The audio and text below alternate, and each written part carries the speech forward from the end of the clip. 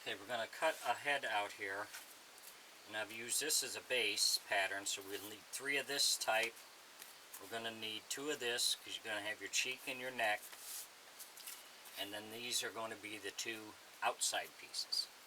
So you need a total of 7 pieces for your head, and I use this to start with, and then I made the adjustments on the mouth and the nose. This is a 1x12, so we are looking at about 9 1/4 lengthwise. And we're about 7 1/2 width on that. So what we'll do is we'll cut this piece out.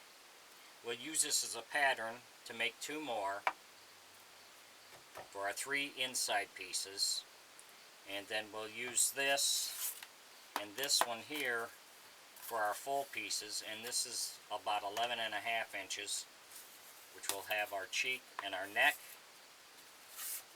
and then our outside piece, which is going to be 7 1/2